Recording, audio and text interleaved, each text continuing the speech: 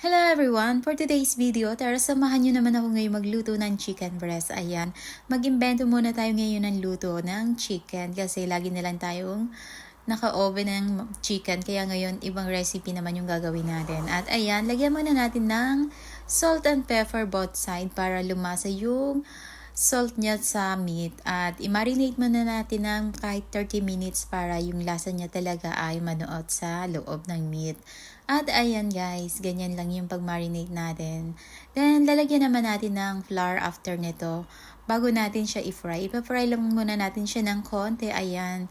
Para hindi dumikit yung meat natin dun sa pan, lagyan natin siya ng flour. Then, after nito, ipa-fry na natin. Madali lang naman itong maluto. At ayan, kailangan lang mag-golden brown yung ibabaw niyan. At pagka okay na, aalisin na rin natin yan. Ayan, maglagay din tayo ng oil and butter. Masarap yan guys, kaya itry nyo. Ngayon ko lang ito niluto pero nasarapan ako.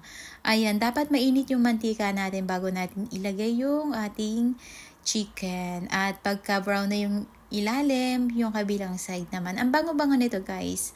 Ngayon ko lang niluto to pero nasarapan ako. Tsaka ang bango nung pagka nag-fry siya, ang bango-bango niya. At ayan, alisin natin at maglagay naman tayo ng onion and garlic. Diyan na rin natin nilagay at ibabalik din natin yan at papakuluan natin para maluto yung loob niya. Ayan, ganyan lang guys. Madali lang. I-try nyo to at sure na magugustuhan nyo din.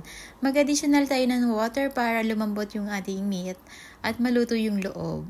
At yan, pagka okay na yung meat natin, lagyan naman natin ng vegetable. Naglagay ako dito ng string beans at mushroom.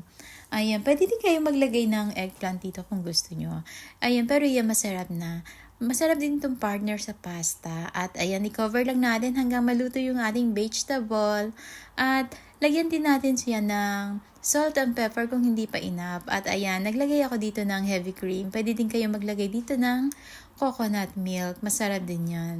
Ayan, ang sarap-sarap nito guys. At sure na magugustuhan nyo to. Thank you for watching my videos. At ayan, ready na yung aking chicken recipe. Ayan, ang sarap nito guys. And thank you for watching. See you on my next video.